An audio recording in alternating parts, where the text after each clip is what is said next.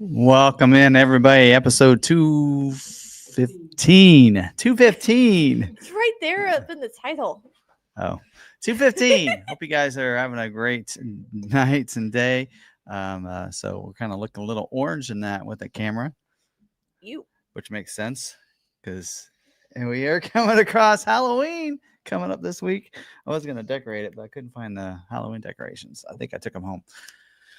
Anyway, I didn't even think about that. Anyway, yeah. Hopefully everybody's having a great day. And, I was just like, what could we talk about? Well, Rebelle Rally, we haven't talked about it since we got back. And Raptor Rally was this week. So I figured let's chat about that later in the video. But, yeah, we'll have some fun with that and see what's going on. So probably will not have a live stream next week. Oh, yeah. I've tried that. We tried that once and it didn't work out very good. So probably won't do a live stream next week. I'll be at SEMA, and I'll be trying to get content and everything about the time live stream would start or be starting. So we won't have a live stream next week. I'll get a scheduling video for you guys at some point next week. I'll probably record that Monday night because I'll be there a day before everybody else. The other people here at the dealership, I should say, a day before them. But anyway, by the way, we are recording this as a podcast, so you can listen to that if you'd like to instead of visually here on the YouTube. But if you are listening to the podcast and want to check us out, we are live every Tuesday at 7 p.m. Central. Yes. All right. And don't forget to do all the good stuff here. If you're following us, finding us on YouTube, make sure you hit that subscribe button, hit that notification bell. Make sure it says all so you get notified when our videos go live. We do have membership available. Hit that join button. You can learn a little bit more about it. We have 2 different tier levels there. We have a main one there, and then we do have a coffee time tier. You can kind of learn a little more about that. It costs a little extra for that one there, and just click that little join, and of course it'll make you subscribe and everything. Now, if you are a one member and you want to switch over, just go to the membership and hit the upgrade, and then you can see what the other one's about and upgrade if you'd like to. Some people have done that. And all of our content is going to be under the membership tab right there, and you can see all those different contents. We deliver a lot of content for our members in a way of videos and different things like that. We do member live stream on Fridays, which we'll still do next week, this week and next week. I'll be back in time to do that, so we'll do that. And the member lot walk this Thursday, we do those every Thursday. We'll have that, and then the next week I might be I might record some videos from SEMA for our members and put something together for a video for you guys for Thursday. I might walk that silver lot that's outside with all those cool vehicles and just give you guys the full rundown.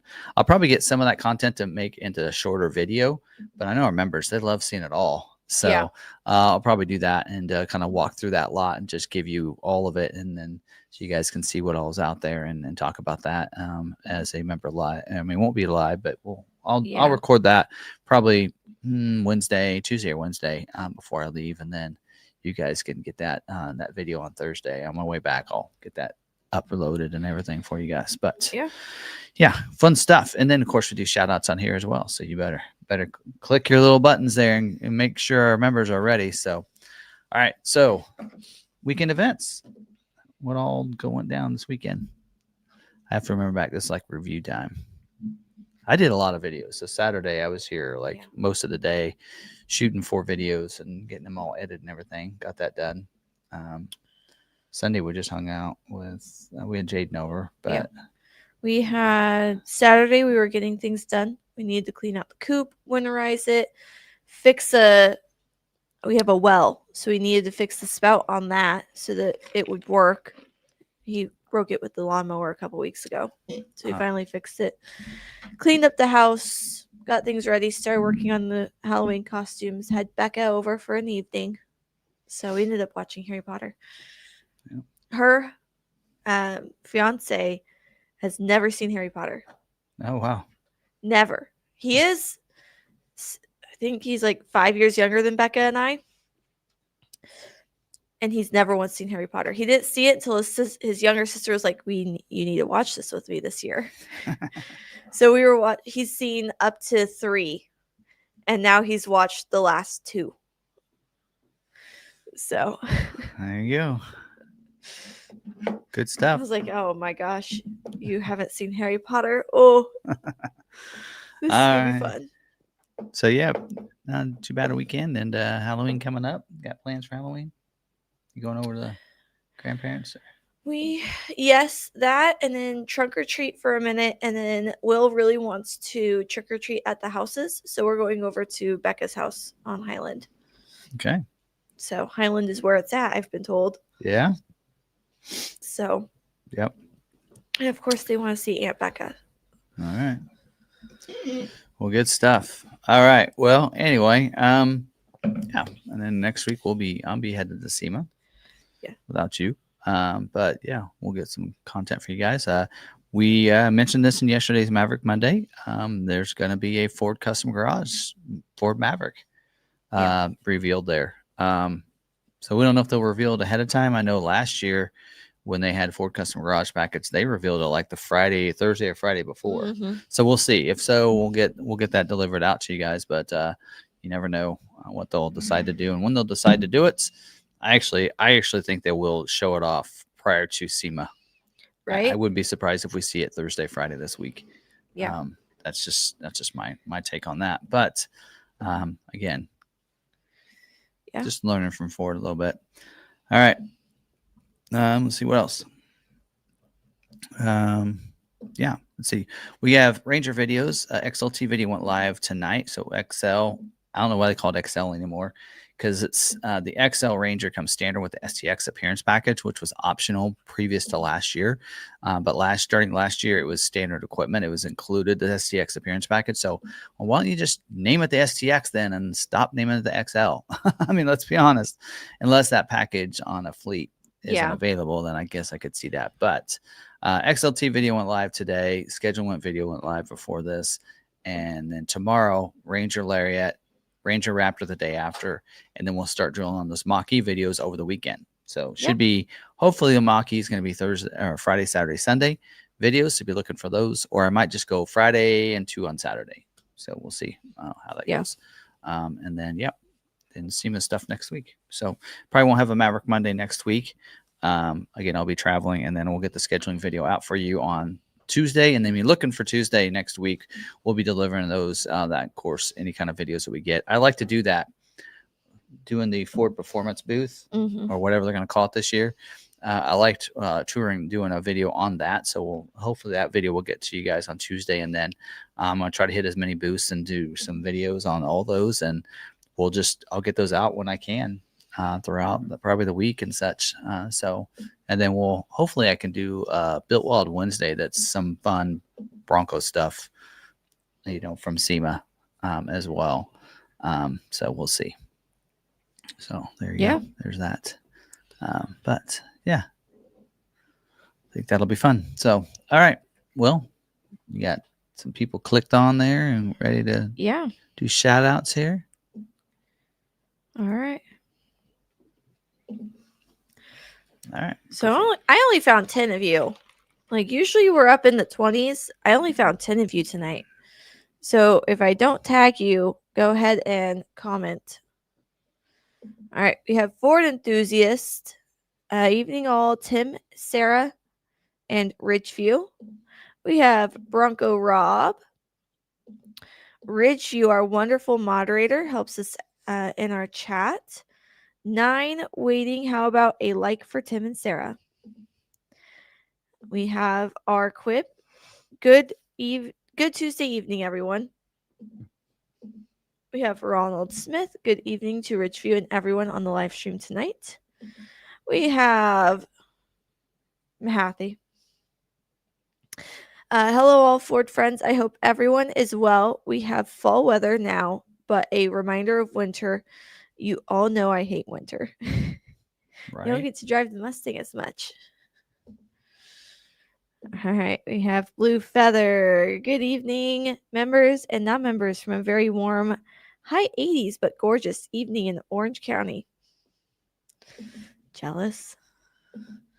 We have Space Tech. We are all here safe and sound, ready for a night of rowdy. Naz is back. Not in the chat, but he's back to work. We have Midcoast Maine. Happy Halloween. We have Vols. When I think back, the video content from the studio, LM Lot, and locations around the country have been the equivalent of touring Salina and the country from Tim and Sarah's GoPro point of view. Yep. All right. And then we have Mike 52G. Better late than never, right? Hi from Northeast Pennsylvania. Hello to Ridgeview, Tim, and Sarah, and the whole gang. Can't wait to hear all about the DIO Maverick coming soon. All right.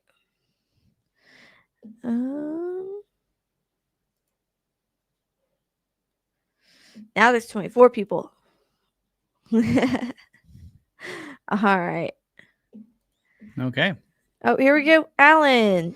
Happy Halloween to all. There we go. Okay. Well, all good stuff. Welcome in, everybody, and all of our members and all of our non-members. If you're not a member, thank you for joining us. Appreciate it. And yeah. So Do you have a Halloween costume? No. You used to dress up. I'll go as a Bronco driver. You used to? I got plenty of Bronco clothes. So I'm wearing this hat because Arizona, right? Sasquatch, because of what we're talking about tonight. So Rebelle Rally, Raptor Rally was done in Utah. I need to reach out to Melissa and ask about Raptor Rally. Lake Havasu, Arizona is where that was at. And we were in Arizona. Are they headed to Baja? They're going, I think they're going to Baja too, but I don't know if they're driving. When is Baja? We'll talk more about that later. Okay. We'll talk about it. Baja 1000 is coming up, and Ford is going to have a lot of Raptors in it this year. So I heard. I saw a post. Yep. Well, from our. I'm gonna pull up that article, and we'll go over that later. But there you go. But yep. And yes. We went over to Arizona, right? Isn't that when we crossed over the river? We went over to Arizona when we did that, or was that? Yeah. Yeah, because we were in Nevada, we crossed over to Arizona. Yes. As well as we went down. And we were bounced, and then the time zone kept bouncing back and forth because it's like, now you're not, now you are, now you're not, now you are. Yes. And here pretty soon, then they will be in the same time zone because the time zone changes. And so then Arizona and Nevada will have the same time zone. Once again. Yeah. This is my Wicked Witch, or not Wicked Witch. This is the Evil Queen apple. Okay.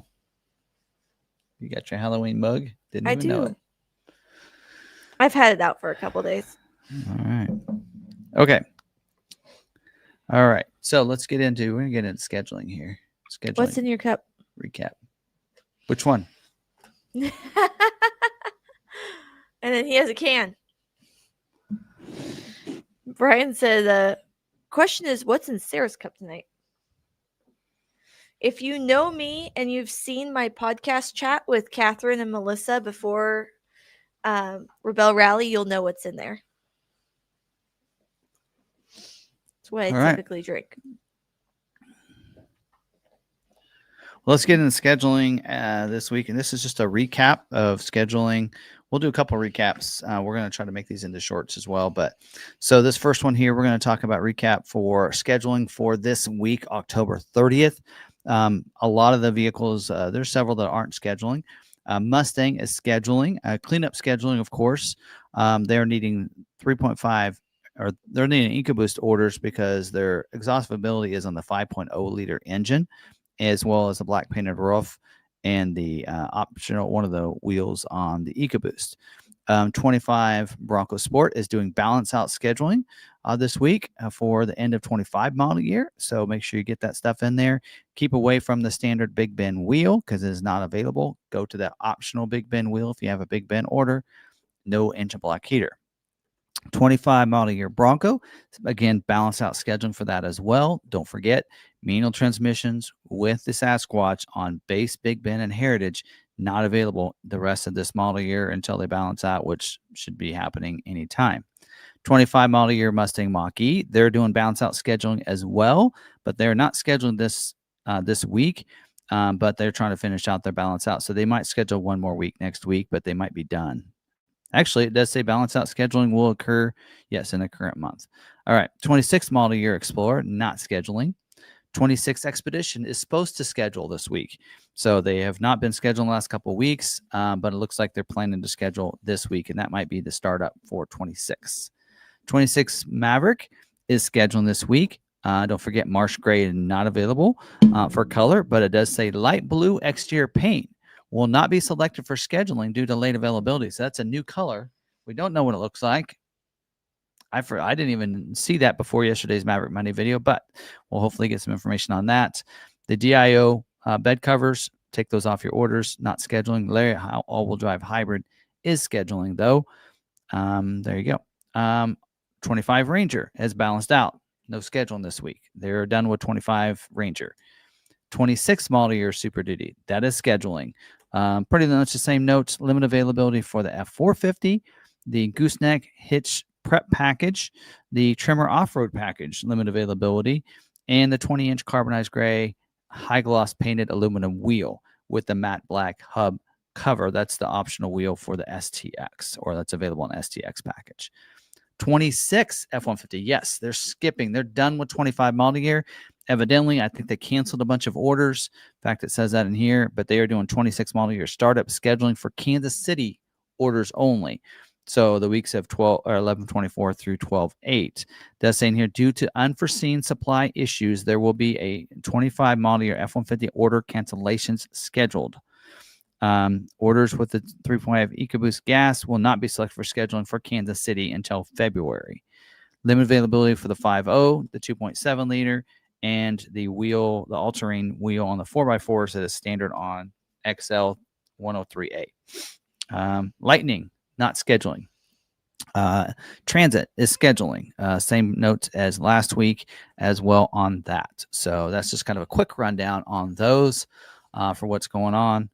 Now what I'm going to do is let's cover, and I did this in the other video as well, but we'll cover it for you guys that didn't watch that, what's going on for wholesale. So this next month, which it won't start until for a couple weeks into November, like about a weekend or something, they're going to schedule 2 months in November. So they are not going to schedule orders in December. So they'll schedule like, usually, they always roll over into like a week or two into the next month. So they will be scheduling still November's allocations, but November's allocations will be for 2 months worth. They're going to be scheduling January and February coming up. So because of that, Mustang Mach-E will have 7 weeks of scheduling. It does say Mustang will have 7 weeks as well for January and February. 30% will be GT. Bronco will be startup scheduling 7 weeks as well. 30% will be Big Ben. They need some Badlands orders. 26 Bronco Sport will be 8 weeks, January and February production, because they're going to schedule the first week in January, whereas Mach-E, Bronco, and Ranger won't schedule until the second week, till the week of the 12th. Bronco Sport, 0% engine block heater, and then 47% will be Big Ben. That's almost half, if I remember my math right. 26 Explorer, 8 weeks of production. 4% of them will be active. 9% will be Tremor with a 3.0. And then 43% will be 2.3 liter four-wheel drive. 26 Expedition, 8 weeks of scheduling, or scheduling for 8 weeks of production. Active 202A does require the flex bench seat, the 40-20-40 third row seat, so that you can't get the 60-40 right now on that. 26 Maverick, January and February, 8 weeks of production. 8% will be gas front wheel drive, and only 30% will be hybrid, which is much lower than it normally is. 0% engine block heater on the gas units. 26 Ranger, 7 weeks of production against startup for January, February. 27% of the orders will be the 2.7 liter engine. Easy to remember, 2727. 26 F-150, 8 weeks of production, January, February startup for Dearborn. 1.5 through 2.23. 26 Super Duty will be 8 weeks of production as well. Same dates, January, February. The F450 pickup will be 8.3% though. So their goal, and we'll do an article. We're going to talk about an article where they're ramping up production for Super Duty as well as F150 for starting in January. 26 Transit, February production, only 4 weeks because they're already scheduling for January this month. So there's notes there. 26 F-150 Lightning and E-Transit will not schedule. So they will not be producing F-150 Lightnings in the month of January or February. Right. So March will probably be startup for the F-150 Lightning. Something to note there as well. And then, of course, your specialties will line up with those as well. Dark Horse, Ranger Raptor, F-150 Raptor, Raptor R, Bronco Raptor. So only real note there is Raptor divide is 45% will be 801A, 55% 802A. And also note on Dark Horse, the handling package still remains unavailable until April production. So there you go. That's a quick little overview that hopefully on both of those are under 3 minutes. So we can make a short out of them for you guys and get that quick little information right there. Yeah. Any questions come about that? No. Everybody's already got their vehicles. They don't need to worry about scheduling, right? Yeah. So, all right. Talking about cider.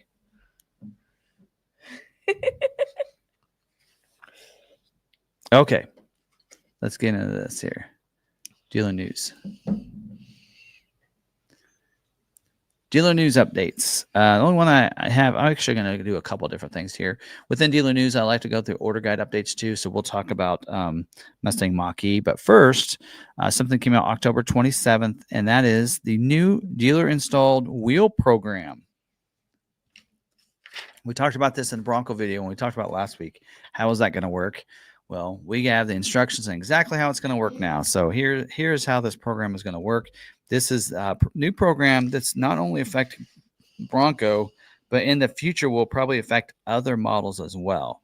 So the Ford Vehicle Personalization Team is pleased to announce the new Dealer Installed Option DIO wheel program. This will allow dealerships to order DIO optional wheels via Webdo at the time of vehicle ordering. This program will launch on 26 model year Bronco and later expand to additional vehicle lines. Exact wheel and availability will be included in each order guide. So how this works, the details of it. So starting on October 29th, 2025 is when they can be ordered. Well, it can't be ordered now, so I don't know why they're saying this.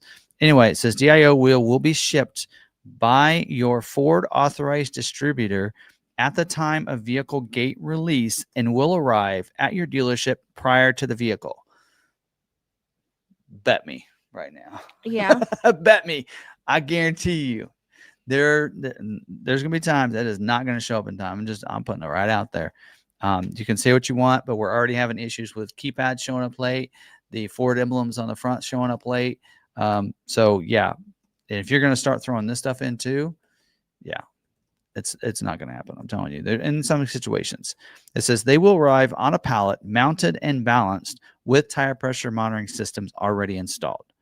Each pallet will include green stickers to be used when returning the transport wheels on the vehicle at the time of arrival. Important: dealers must mark each transport wheel with a green sticker provided and return them on the pallets.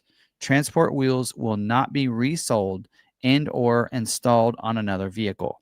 Failure to return transport wheels will result in a $1,500 chargeback, and there will be no exceptions to this policy. So wheels are going back. They are not to be given to the customer. We're going to talk about this in a second. Dealerships must reuse all mounting hardware, lug nuts, each from transport vehicle wheels when installing DIO wheels. Dealerships will be paid 1 hour of labor to remove the transport wheels that the vehicles arrive with, install the DIO wheels, and take action to sync learn TPMS. So there you go. That's how that's going to be done. So we were wondering about this, and they delivered the info there. And I'm just putting this out there right now because here's what I noticed. So Sasquatch package that, like on the Bronco, here's the first one. Sasquatch package is anywhere from, it's $6,000 basically for a Sasquatch package to add it to Big Ben. But you also have the Black Diamond package. Now I noticed that's what it is on a lot of others. Well, the Sasquatch package includes the wheel and tire, right? It comes with it. It's included at that $6,000 price. If you want the DIO wheel, requires a Sasquatch package of $6,000, there's no credit back. It's $2,000 for the optional wheel. So my question is, where does the credit come in? Because you're already charging me for a wheel as part of the package. Right. I'm not getting a credit on it when I go to the $2,000 wheel. So, right? So Yeah. then you're not going to deliver the actual first wheel that you charged me $6,000 for. You're basically, these are going to be shipped with a Steely. Right. Because then you would have a spare set of tires, even though you're going to keep those DIO or DIO wheels on there. At least then you would have a nice set of wheels to either sell for credit back or to have on hand in case something happens to their DIO set. Yeah. Well, my point is that I would love to see that if you add that wheel, first of all, that it's just like a $500 ad, because I looked up the wheels for the gray ones that come with the vehicle. Actually, they're black now for this year. They're $1,500 for that set of wheels. So these set of wheels, the DIO one is $1,900, is $2,000. So it's basically saying that wheel is $500 more. So why don't you just show that being a $500 ad? I'd be okay with that. Or once you select that wheel, there should be a discount or a credit on the package. I'm telling you now, I know we're bringing it out in a video here, but I'm telling you, people will see this and will be upset. I already I sent an email to the brand manager. I said, did you think about this? This is going to be a problem. Right. Telling you out there right now. I mean, we do the same thing. I mean, if there's a vehicle that we put an upgraded wheel on, it's part of that package, right? We know there's a discount. Our package price is considering that we just swap the wheel. And then we take those wheels and we put those wheels on a different vehicle and we'll upgrade that. And then we have a credit onto the package. We make the package cheaper because we're able to use a wheel that is already somewhere else. But yeah, I don't know. That's crazy. Like I got a Roush package on mine. The dealer gave me the wheels. Yeah. I had the Big Ben wheel on mine and I got the Roush package. They put my Roush wheels on it and they said, what do you want to do with these wheels? And I said, I want them. So they let me have them. Right. I mean, they're yours. Now, so in this case, the DIOs, just so you're aware of, again, it does say that it'll come with transport wheels. So I'm guaranteeing you they're not going to be nice Sasquatch fancy wheels. They're probably going to be Steelies. And then you put the wheels on them that are coming on the pallet. So anyway, we'll keep you posted on how this goes down. But I'm just saying, I don't see it looking good for Ford because I mean I would be like, it makes me not want to get it and just say I'll just get the wheel through Ford Accessories. They're Ford Performance wheel. Yeah. And I don't know if they're available through Ford Performance right now, but next week SEMA, because the people that do this should be at SEMA. So I'll have a chat with them. Let's just see what we can find out next week. And I want you to ask if you can record the conversation because I almost want to be there so I can see their faces when you point this out to them. Just saying. All right. Speaking of some other things that make you go, huh? The 2026 Ford Mustang Mach-E order bank opened up. Changes for this year. I went over the changes. I didn't show you this because you weren't in it. Today we had a meeting, went through it, and we had this nice little sheet that I probably can't share online. But it shows the price differences on the Mustang Mach-E for this year, and they've gone down. See how a lot of them went down from $200 on the Select, $1,400 on the Premium, right, or $1,000 or whatever. Somewhere GT, they all went down. $800 on the Rally. Yeah. Okay, so they went down in price. They're going, oh, this is the first time we've seen a price decrease. All right, let's go over what do you get or don't get with the price decrease. If you watch, I see your notes here. Whew. So I remember you talking about this on a Select. Here's the things they removed from all Mustang Mach-E's, starting with the Select. They do not have the frunk. The drainable frunk is now optional equipment, so that's gone. They also removed 3 different items as part of the tech package. So they came up with this new tech package. So they removed on all Selects the Blue Cruise. So the Blue Cruise is not standard equipment. The 360-degree camera, the front parking sensors, and reverse brake assist were removed. And 2 items that aren't given back that you can't get in part of the tech package. They also removed the evasive steering assist, which isn't a big deal. They're removing on everything. But they also removed the wireless charging pad in the universal garage door opener. So we are seeing that being removed on a lot of vehicles. But on most trim levels, on 2 trim levels, you get it as part of the tech package, but not on the Select. So now when you look at the Select, $200 cheaper, but you have a $1,000 tech package that you had last year. So you had Blue Cruise, you had the 360 camera, the parking sensors, you had the reverse brake assist, you had the garage door opener, and you had the wireless charging pad. I'll take 2025 for $200, please. I mean, I feel like that's a Jeopardy question right there. So there's that for what it's worth. The premium trim level, it went down by $1,400, Sarah. What did a premium lose? Well, standard equipment on a premium lost power liftgate. It also lost all those things as part of the tech package that we talked about. 360 camera, front sensors, the brake assist, the universal garage door openers, and the wireless charging pads. So that package is $1,500. So there's the cost of that. Plus, you still lose the frunk, which is $500 if you want it. Price increase, folks. It did not get a price decrease. Now, I will say this. Okay. If you're somebody that's like, well, Tim, I don't really care about the 360 camera parking sensors or the wireless charging pad or the universal garage door opener or the frunk, then yes, good job. It saved you $1,500. And they said in here, it says, now we're allowing the customers to choose what they want. It says optimized offering strategy for customer choice. But if they choose to have it like it was last year, then it was gone up. GT went down $1,100. And yes, it's all the tech package stuff. They've lost all that as well. The frunk as well. It's across the board. They also lost the McArthur dampening system. That in itself was probably $1,000 right there. Oh, wait, no, it didn't lose the tech package. It gets standard tech package, so they're all included. The only thing it really lost as standard equipment is the McArthur dampening system. But I can tell you that's probably at least $1,000, if not more. Okay. I mean, because they added a GT performance and handling package that's $3,400. And that gets you the $1,000 performance upgrade. Okay. So that tells me that the McArthur must be about a $2,500 option. So that's our question, Brian. No frunk, then what's under lid?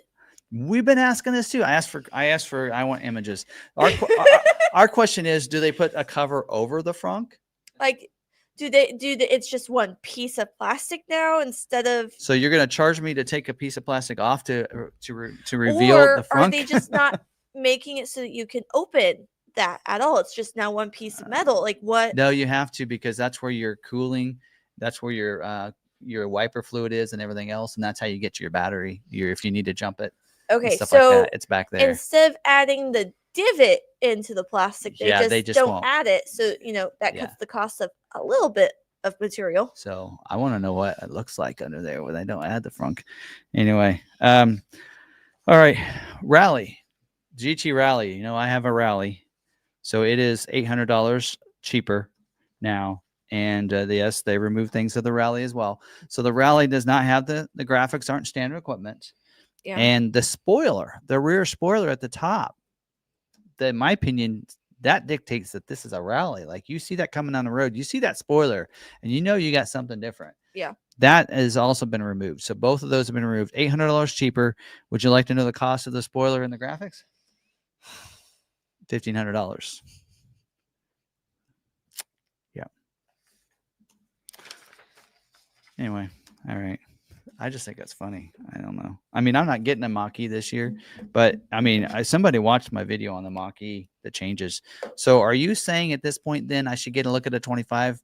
I'm like, yes. I mean, that is if you've been looking at a mach-e and you're trying to decide, waiting for 26, go find a 25, because that is the best case scenario, in my opinion, unless you want one of the new colors. So race red is available in the Adriatic blue. Which, in my opinion, will look good on a Rally with the white wheels. That could be fun. Because that would get you the retro Mustang look. Yeah. Anyway, so there's that. That's all I have about that. Any questions about that? I just think, wow. Oh, I was shouting out our comments on that. Yeah. Okay. Anyway. What's the point of a Rally if it doesn't have any... Well, I was starting to think about, okay, so what still is on it? And I'll cover that this weekend. I'll cover that package, but you're still going to get, so you'll get the performance upgrade. Basically, you're going to get the performance and handling package included as part of it. So you're going to get the McArthur dampening suspension. You're going to get the Rally mode, right? The extended unbridled. You're going to get the performance upgrade. Right, that's going to be included still.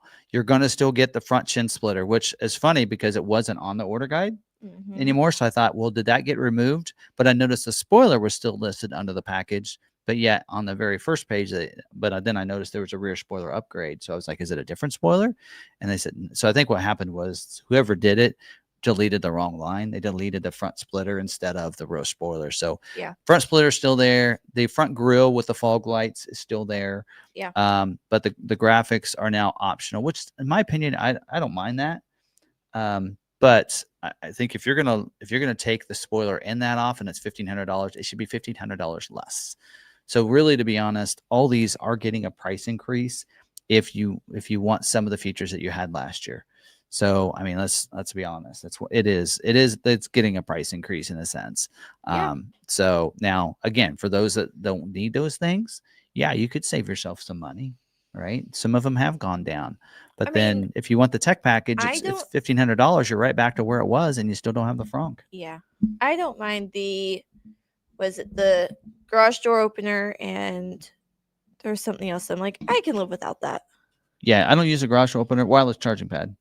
That okay? Yeah, I don't use that because I plug my phone in typically if I need to. I use mine all the time. Jeff uses his all the time. He's looking at me because he's got to select. Okay, but he's got so he's a person. Jeff's got to select, right, and he's got a 23 select, and if he looked at a 25 now, he'd be losing a lot of stuff. Yeah. Although he'd be saving a lot of money because his was 53 back then. So they have come down over the last couple years, but this year I don't feel like it's a decrease. They're not really how to raise prices without raising prices. It's like putting less cereal in the box. Well, we've talked about this in every model that we've done this, because this is why I do the deep dive on each page, to give you guys the correct information of what's really happening, right? Because if you go off the major pages change that Ford gives you, half the stuff isn't like it's, hey, we got a new tech package, but it's stuff that you already had. Yeah. Kind of like they did in the middle year on the Ranger, 25 Ranger. Right. That's why on this year I included the job 2 changes, because I felt like they were really significant on the Ranger, is because they took a bunch of things that were standard equipment on XLT and they put it in this convenience package. So they didn't raise the price or lower it. They put it in a convenience package. Now that's your price increase, basically, is what happened. Yeah. And so I feel like that needed to be said, but that's what we're seeing is we're seeing that I think Ford's, I don't know, part of me wants to believe that Ford's doing it and thinking, well, but these are features that we don't see a lot of people using. And so that we can lower the price for them and take those off. Yeah. And then people that want them can still get them. I guess, but give it to me at the same price that was last year. That's my point. Yeah. So Vols44 said the forward-thinking technology on our 18 titanium edge has kept it in our garage. The one addition I'd go for in an Explorer are the 22-way multi-contour seats with active motion. So I agree with that. I have a 2017 C-Max titanium. It's completely loaded up. I still have the old navigation in there, so I don't have to rely on Google Maps or anything like that. I connect my phone with Bluetooth instead of Sync 4 and have Android Auto popping up and having complications with that. Because on my 22 Maverick, I was always having complications with my Sync 3 or whatever was in it. Connecting Bluetooth, no complications whatsoever. And I have everything I need in my C-Max. Yeah. I don't see a reason to move away from it. Well, around here, people have known will trade up every couple of years, right? So when I got a 21 Bronco, and then they were assuming when I ordered, because I've on 25, I've ordered a couple 25s, put my name on them because I wanted the dealership to have them. And then they came in and they go, oh, this one's for you. I'm like, I'm not taking it. Oh, I thought you ordered it. I'm like, if I ordered it, that's what I'd order, but no.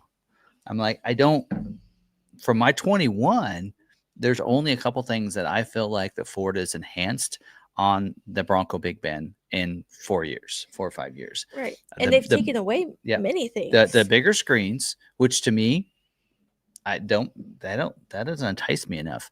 The climate controls in the back, that is nice. We found actually a system that will work. Have you seen the fans that she ordered? Yeah. The fan.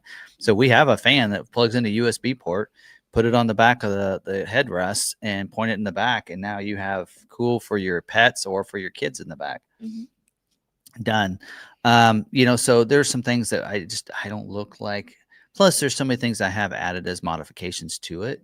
And there's not to be honest, and there's not any colors that I just feel like I have to have. Right. That have come out. I mean, your not Area enough 51's pretty nice. Yeah, there's not enough that I've had. I mean, again, mine was, I still have my window sticker up there, 42,000 MSRP in 2021.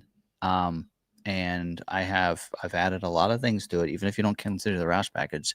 Mine's, I got a $51,000 Bronco right now, and I feel like it's a better Bronco and more equipped than that they're putting out right now. I mean, We got a cool one that we'll share Built Wild Wednesday video on this week. It is a Ford Custom Garage package we put on a big bin with the mid package automatic quit, Velocity Blue, and it's going to be priced right at we're going to price it at 50,000. Stickers going to be 54. There's $2,500 rebate, so it'll be we're going to discount it another grand or so. And we got the package because when Ford was doing the custom garage packages with that discount, we went ahead and got this package put on it. So this in here, we're just giving a discount to our customer. You can get like a $50,000 vehicle, and right now that's a good deal.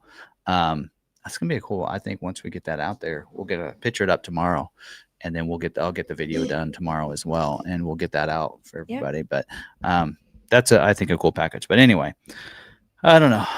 So yeah, I feel like a lot of decontenting, like a lot of things have been removed that I'm like not being able to get a rear locker, not being able, like mine, I had optional rear locker, optional LED fog lights. I got like 3 things that you can't get anymore. Yeah. Upfitter switches, the LED lights, and the rear locker. And you can't get that on a big bin right now without paying $4,500. Right. And I paid like $1,500 for the 3 items. Yeah. So Voles says Ford has given consumers what they want the most without raising prices. So far, they have scared off buyers by removing that keyless entry, that backfired on those Mavericks. Yep. While other deleted things aren't missed. So they almost have to test the waters, try removing things. They if did they're that, missed. and then they brought them back. Yes. Well, not really. Not really. It's still a DIO, which isn't the same. Yeah. But have you noticed like the big ticket items like on F-150, it's still integrated in. If you see that it's like $400, then it's the integrated in one. If it's a $200, it's the stick-on programmable one. So that's how you can tell the difference between the two, of which one you're actually getting. So we noticed on the upper trim levels on the F-150, it's going to be integrated in if you order it. Right. But now it's just making it, hey, for those that want it. And I guess maybe they're looking at it and going, and part of this could be a supplier issue. I mean, it could be as simple as, okay, our supplier can't give us enough to put them on every vehicle like we used to. So we've got to maybe tailor back and then offer to those that actually say, I have to have it. And maybe that's it. But don't say you're dropping the price and then take a bunch of stuff off. I feel like it's a little misleading. If you're taking it off because they're like, hey, we can't make enough. If you're just transparent with the public and go, hey, we've had to remove a couple things because they can't supply them in mass quantities, then that gives people the option to choose and be like, yes, I need that. Or no, I don't really need it. I never use it. Here's the thing that we found out in the 215 episodes we've had here is that if you're transparent with the public, they will understand. Most of them, not everybody will, but you're not going to ever please everybody. But one of the things is noticed is just put it out there. You be surprised at how much people would go, okay, we get it, we understand. Thank you. Thanks for letting us know. Like, we've proven that in this live stream over and over is that people are like, thanks for letting me know, because it's all I wanted to know. I've seen local restaurants doing that here. We had Bogies go, hey guys, we just can't keep up with our prices the way they are. We do have to raise it, but we know that our community relies on our food. So I think it's like Fridays or something, they have a pay what you can. And if it's nothing, no questions asked. Okay, yep, no problem. Here's your food. And, then some people donate and go, here's a couple of meals worth. So they know that the food in our community is needed. They know that some people can't afford. So they open up, pay what you can. But they were transparent, honest, like, hey, our prices are going up. Here's why. And there's still so many people that think that Ford is making everything of this. And you got to remember, these are assembly plants. They're assembling parts that they get from other places. Yes. Some of them they make themselves, but for the most part, it is a supplier, which just like with the F-150, the fire with the aluminum plant is the reason why you're not seeing any of the Lightnings being built in January, February, It's because they want to make sure that production is taken care of on the gas vehicles because they already have a good inventory at dealers. We have 6 Lightnings right now. We don't need any more Lightnings. No. Right? Like that'll probably last us the rest of the year. You hate to say that, but it's still 5% of the production. I mean, or the sales. So it is what it is. But they have enough that they've already been producing them that they're good there. The supply is there. So they're going to shift and start making them there. So instead of using aluminum for the Lightnings, they're going to make sure they take care of the gas F-150s first. And that's exactly kind of what they're doing. But be transparent. I mean, they need to, I think, just tell people, hey, because of supplier issues and not being able to get this, or this, we have to remove this or whatever. We saw that happen with Heads Up Display. Yeah. Heads Up Display was removed out of those luxury ones and partway through the year. So I think what they are trying to do and stop is, in the past, what they had to do is add those removal items. Yeah. Saying, okay, we know this is standard equipment, but because of supplier issues, we need to put this delete package on there, and you need to add this package so you can get produced. Instead, here, we're going to make it without those. And then if you want it, you add it, because then maybe it'll last us longer. Right. Now, we saw it with Maverick. They were struggling with Maverick, and you got words from the Maverick brand manager. Hey, we're struggling with getting these right now. That's why production isn't as amped up as it should be, and why you're seeing a decrease in this trim going forward. He was transparent with us. We put that out there, and so many people were thankful for that information. They're like, okay, I get that. And they got scheduled a lot faster because I told them, like, when we were telling them to remove the bed liners, they didn't like Ford didn't like that. But, guess what? They stopped putting them on their vehicle. They were able to put more vehicles through. They were able to schedule more.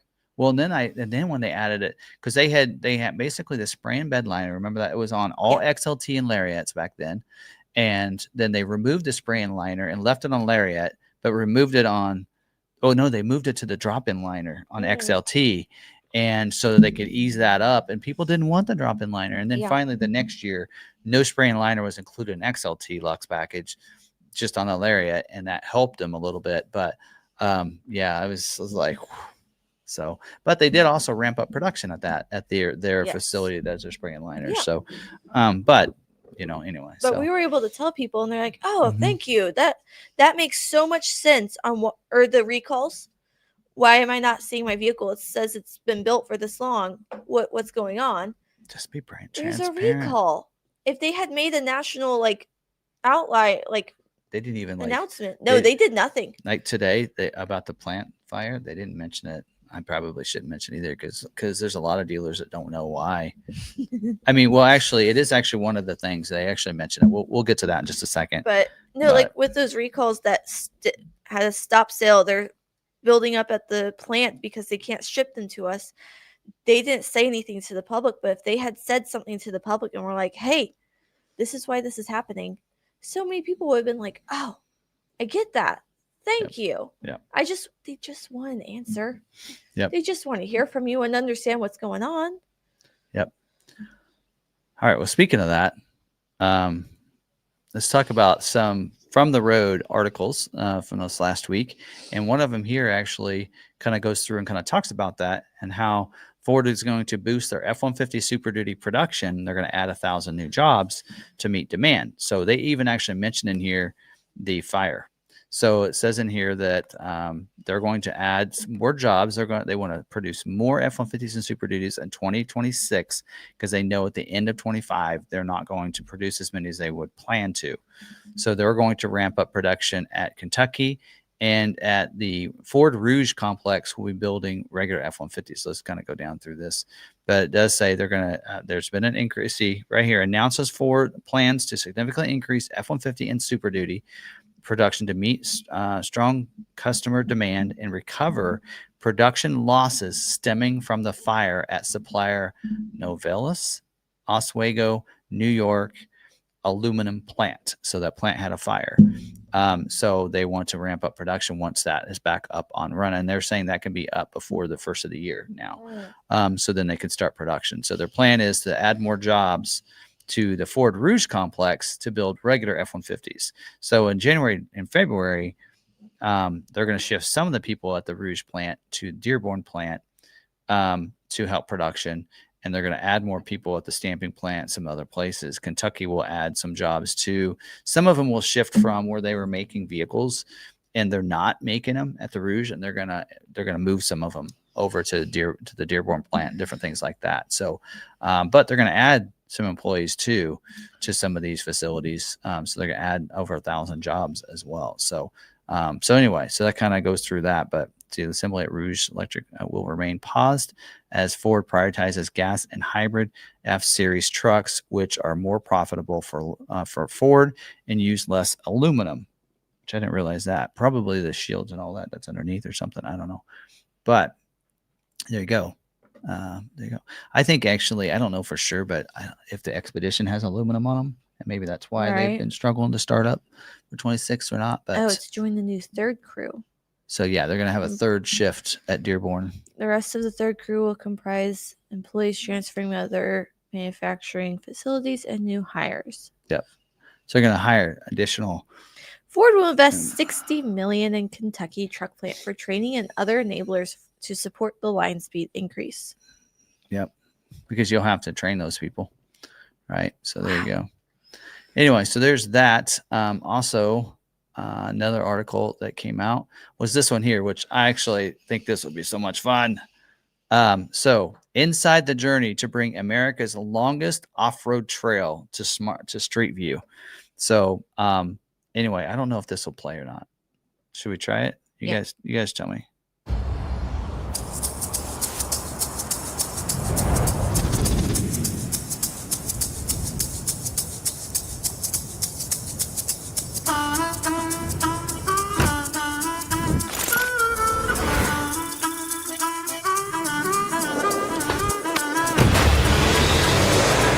Can't hear that, let me know because it's playing music.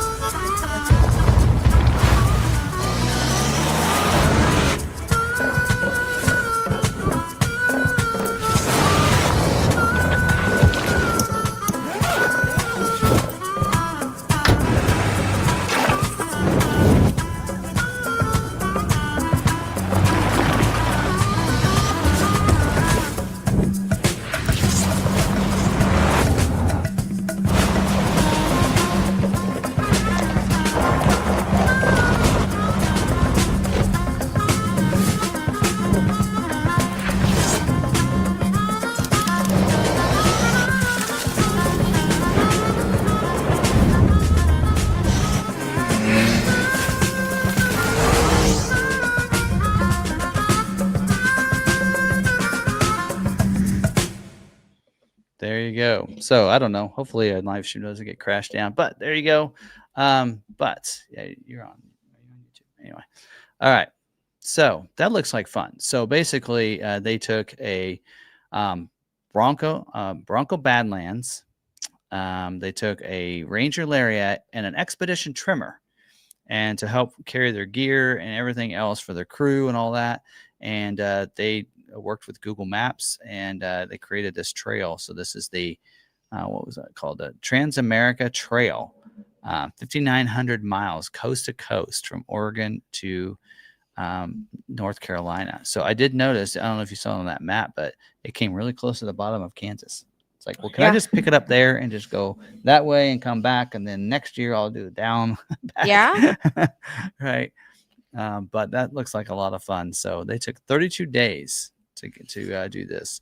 But anyway, so that was kind of cool. And they talked about go over any type of terrain, and they show some pictures and all that in there. But Day 8, Utah. Anyway, supposedly this will be available through Street View, and so we could follow it if we wanted to. That's awesome. And on through Google Maps, and then they even were in Colorado. Ooh. So I could still do that part. Gorgeous. Go to Colorado. It's up there actually, San Juan Mountains. Oh, okay. So it's near Brian and Melissa where they live, I think. And they probably could take us along that trail, but that shelf road and everything. But which we've drove roads like that. Jeff drove these roads like this when we were in Colorado. We drove some of those when he was like, hey, anyone want to go see this? Yeah. So pretty cool. I don't know. That looks like a lot of fun. All I'm saying is an all off-road trip. They did have to get on some pavement for a little bit of it, but that looks like a lot of fun anyway.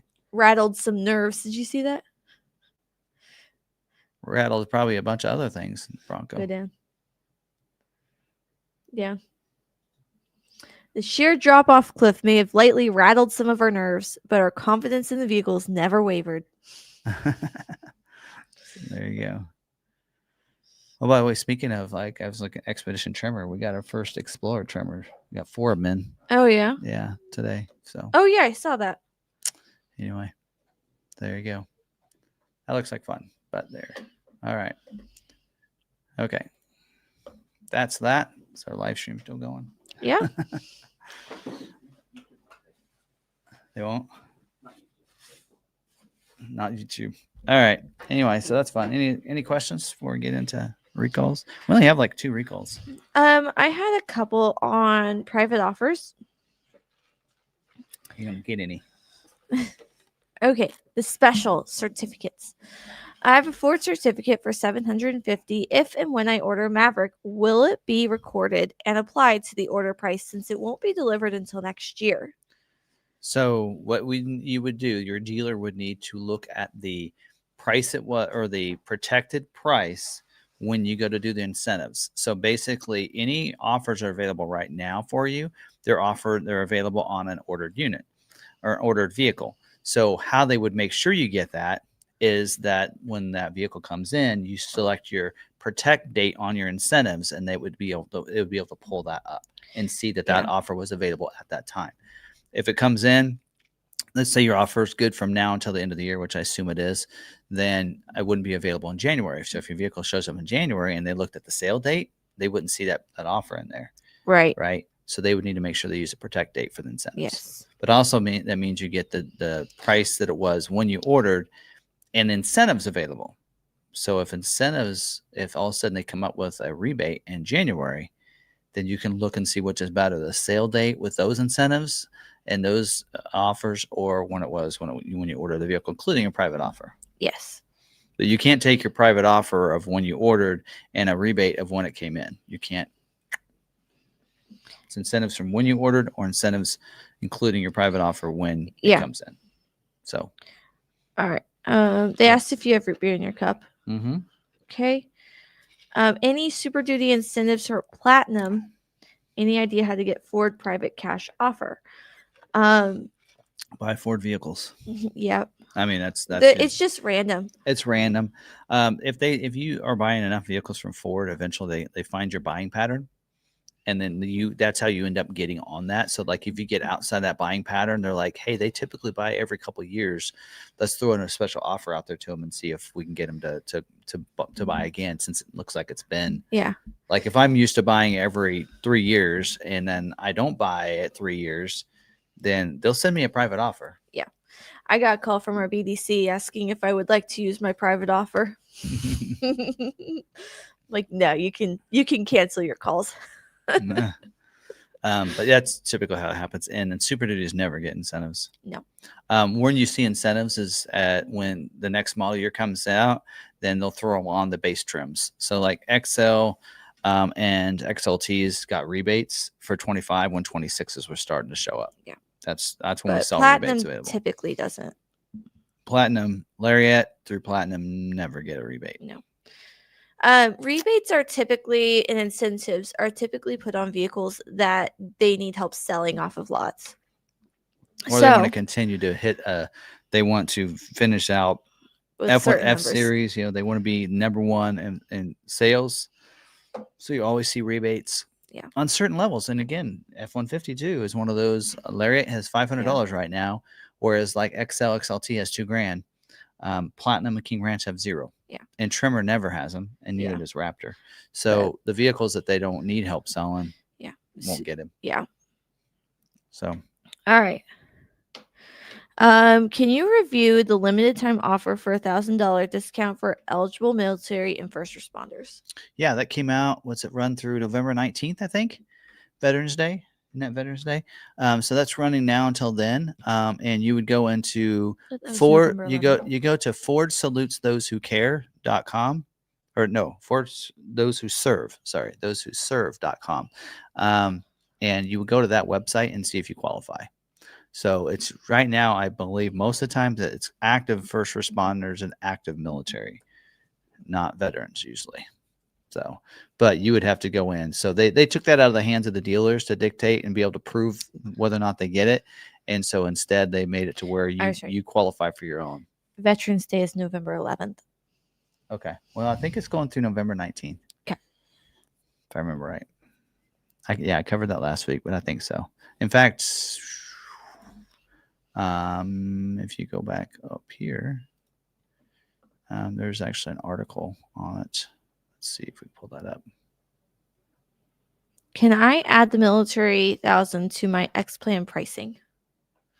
Yes, usually you can.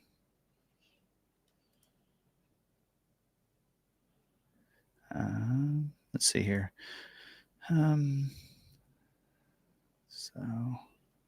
Well, man, they've had a lot of articles come out. There's a California one. There it is. So pop that back up there.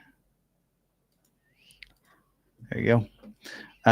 So there's the article. So Ford doubles military and first responder bonus cash ahead of Veterans Day. $1,000 bonus.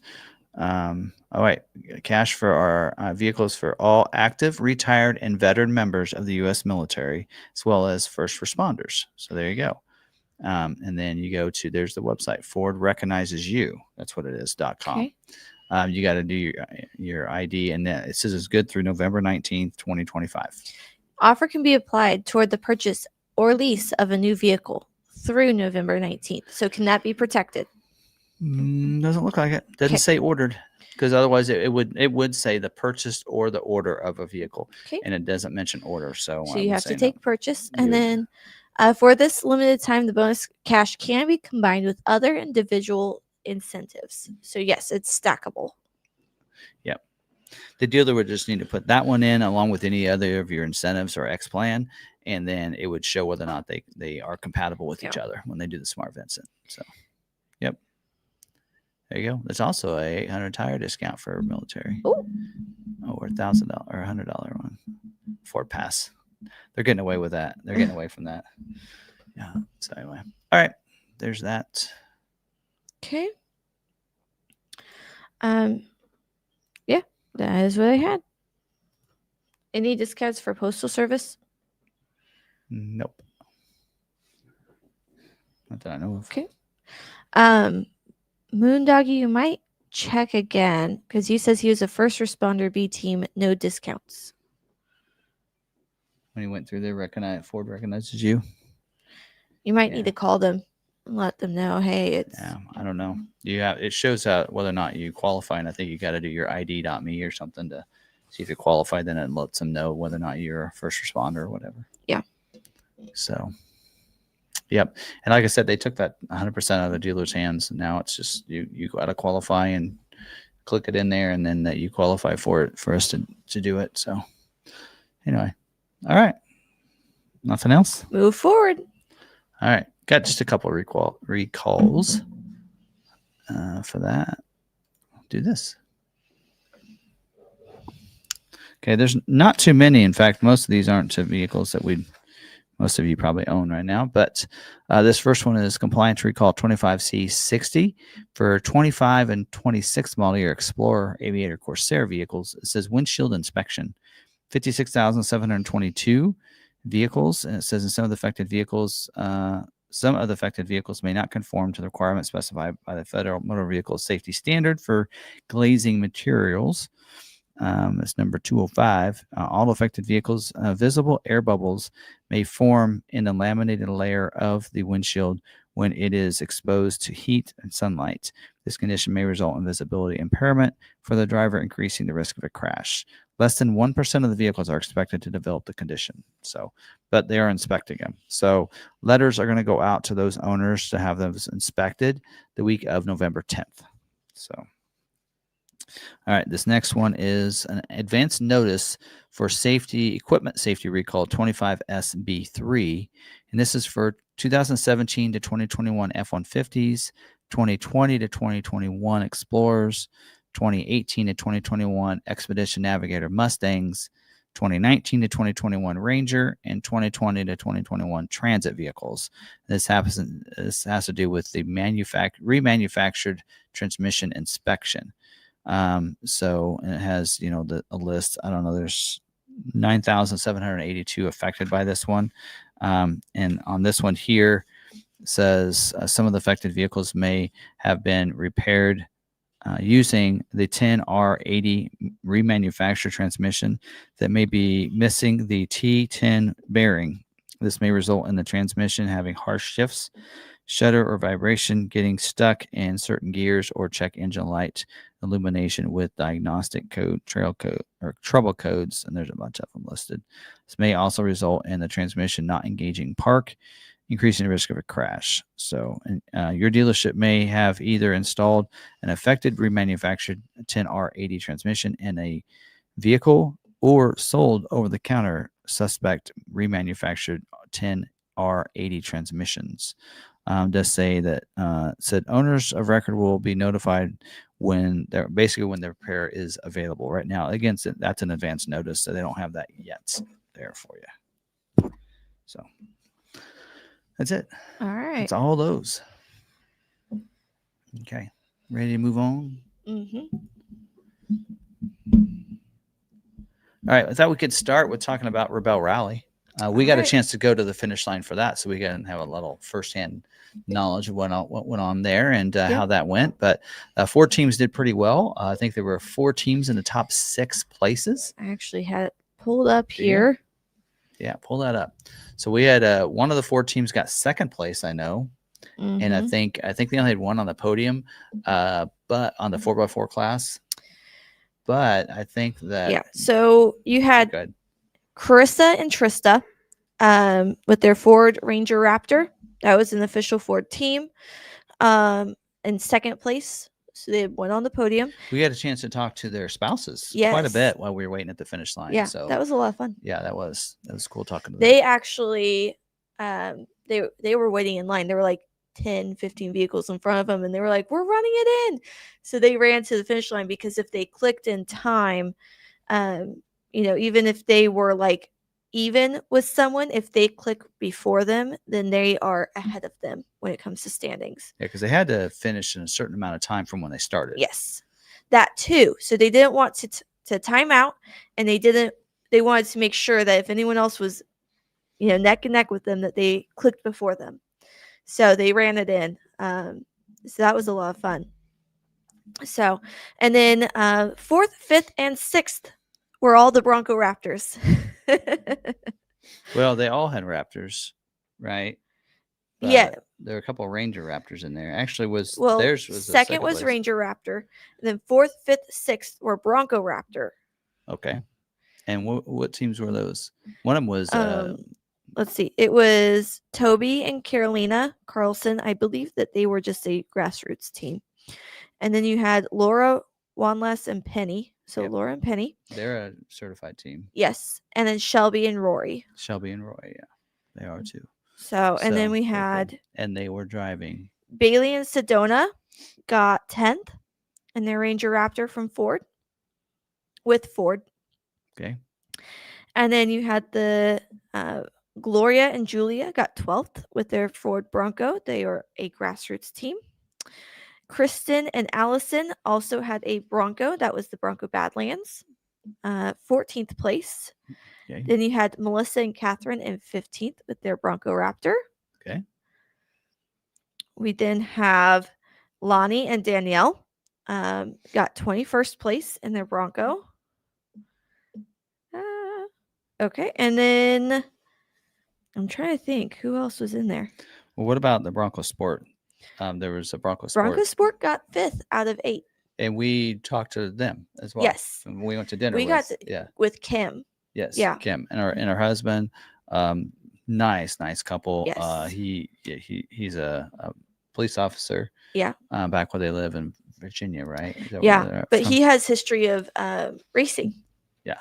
So it was, yeah, that's how they met. Mm-hmm. But it was real fun spending some time with them and Brian. Yeah. Because we hung out quite a bit. We had breakfast that Now, morning together. What and I yeah, have found is when you're doing interviews with these women, you can go, okay, so what was a fun story? Or tell me about this. But when they are talking to each other, they have a special bond. They've been through it. They know what it is. So I think Melissa's like, how many showers you get? And she's like, 3. And Melissa's like, me too. Like, and then how much water? Like they brought water pitcher to the table and they took it away. And she's like, where's she going with the water? Like, just little things. What was your favorite meal? Yeah. And Melissa's like, oh, the bowl. The bowl was my favorite. And Kim's like, I didn't get to eat my bowl. I made my bowl and then I took it back to my tent and I fell asleep. Well, and that's the other thing is when you're there and you're like interviewing them, you're putting them on the spot and they have to try to think of something quickly, right? But when we like leave there and we went to dinner and we're just more relaxed and we don't have a time crunch, right, or anything, they just all of a sudden things came out, right? And they brought up, and it was interesting to kind of listen to some of the stories and everything, and which is a lot of fun. Both of them are drivers, by the way. Yeah. So that was another dynamic that you got to see, driver to driver instead of driver with navigator. So that was a lot of fun because drivers prepare the vehicle and get things ready, break down camp, put camp up, get food for their navigator while navigators, get planting and plotting and everything. And so, that was a different dynamic too. So it was really interesting to see and a lot of fun. Yeah, she was, and they were so nice. I mean, really awesome people to talk to and chat with, and bought our dinner actually. I couldn't cut our check 3 ways, so they bought our dinner. So I appreciate what restaurant that. That was awesome. Cut a check more than 2? I don't know. So then you had Shannon and Jeanette in the Ford Bronco Black Diamond in 50th place. And then the Maria and Jules, it was their very first year in the Bronco Heritage, got 52nd. Oh, we chatted with them too. Yes, had a lot of fun. They actually have a 2-door and a 4-door Heritage Edition. Yes, actually, because they got a 2-door. And Maria, it's like, this isn't going to work for our dogs. So but we chatted with them because it's funny. He knew you. He's like, you had the video that came out today. I'm like, yeah, I did. Yeah, I did. So he's keeping up to date. He's like, you put out a video today. Yeah, he knew. He's like, oh yes, you put out. You're the one that does the Bronco videos. And then, in fact, she's like, oh, we've traded patches. Yes, that too. She's like, I have your patch. I have your patch, Ford Video Guy. And then Amanda and Kristen got 53rd with the Ranger Raptor. And that's all. That's all the standings for the Ford. So they came in towards the end of the day. We didn't get a chance to chat with them, but but it was fun, and for us it was difficult because we thought we'd be able to do interviews and everything, but then we saw the impact of the spouses being allowed to the finish line, and that'd be an emotional time. It was we just need to allow them to have that time. This is the first year that they are allowing public and family members to be at the finish line. For a lot of the ladies mentioned that this is a completely different finish line. A lot more atmosphere, a lot more energy, pumped up. It's not usually that wild. So, I was trying to talk to Shelby and her husband was sticking near her. Her dad was there. I think that's her boyfriend. Sorry. Her boyfriend was there. Her dad was there. They were talking to her. And I felt like if I went up to them, I was going to be intruding on something. Yeah. But a lot of them remembered from you interviewing them because you didn't necessarily interview Shelby for the Rebelle Rally stuff, but you interviewed her like back in January, February, and she remembered you. Yes. So, and I interviewed Jill, and she remembered me. Yeah. Got to talk to her for a minute, which her husband was right there, and I caught her before her husband approached because I didn't realize who he was. You didn't realize he was there. And so I thought maybe they needed to do something at the end, and she was talking to me and whatnot, and then someone was like, oh yeah, she hugged him, and I was like, well, she's like, he can wait. But she's also a journalist who's done this for many years and whatnot. So different dynamics this year. I feel like if we had gone as media and it wasn't open to the public, we would have had a different atmosphere to be in. But I didn't want to do interviews and take them away from that time. They also were supposed to go in and eat. So that was the other part, is they were going into a tent for VIPs. We weren't allowed in. So they would get in there and we can't go talk to them after that. So, yep. I think it was one of those VIP that if you weren't one of the drivers, then it was going to be like $400 or something for it. You had to pay a lot of money to get in if you were no, $400 was for the red carpet. Okay. Anyway. No, that was for like partners and drivers and staff, and official media, which we were not official media. And we did get a chance to chat with some Ford Performance people. So David and Kirsten. Yes. And I didn't realize that I follow her. She's Kirsten Drives on Instagram. Yeah. And I hadn't realized that. Put the two and two together. So, and then she was talking to someone from Toyota. They actually worked together at one point, and they were in Rebelle. She's actually raced in Rebelle herself. And the person so I handed out a lot of cards. Yeah. I said, contact me when you're ready. We chatted with Bailey Campbell for quite a while. She even invited us. She's like, you're in Arizona. Come see us and we'll go off-roading. So she was real personable and very nice. And so, we'll I find, chat with her. Unlike most like celebrity people where like they're in the spotlight, they get a big head. A lot of the racers, like automotive world, are not like that. It's a very welcoming community. Yeah, but pretty fun experience. But here's something fun. At least. We'll do it. Takes you back to the homepage. You can't check the X Cross standings anymore. Oh. Anyway. But yeah, Subaru kind of like took that one over. Which one was Jill driving? Jill was driving something, and they placed 8th place. So last place. Wasn't it Honda? Yes, it was Honda. So I asked her, I was like, how'd it do? Because she was driving it for Honda. Honda gave it to her to try it out and, see how it went. She's like, touch and go. I don't think she was a fan because she's driven for Toyota in the past.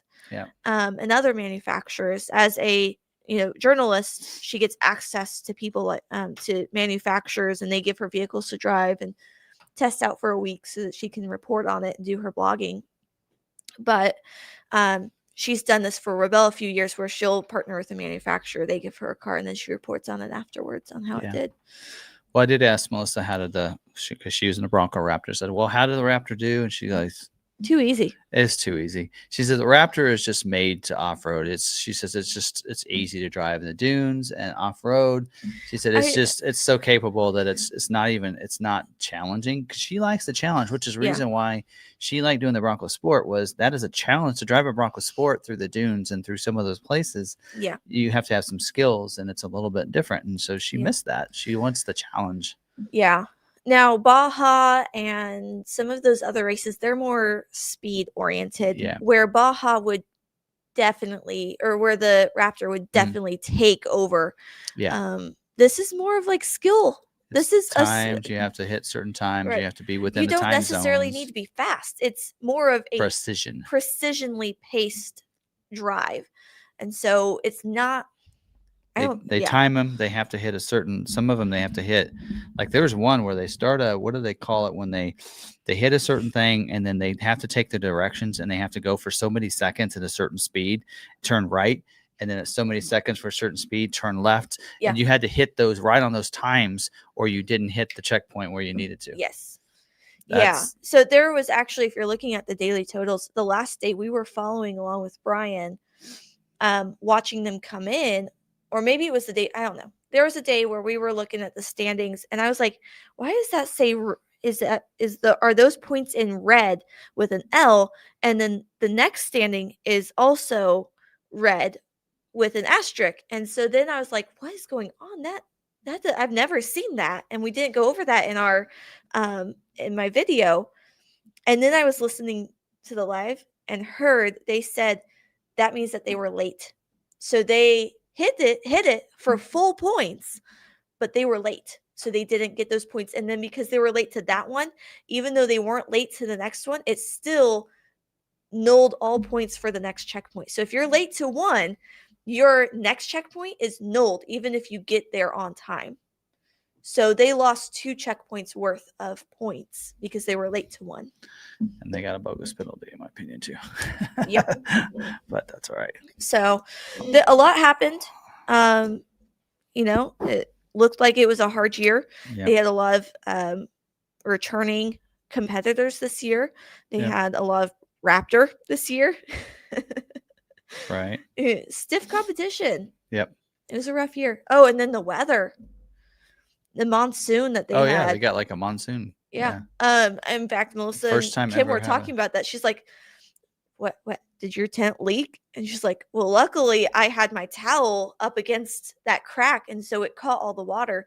But my navigator had her coat there, and it's down, and it soaked in all the water, and it did not dry for a day.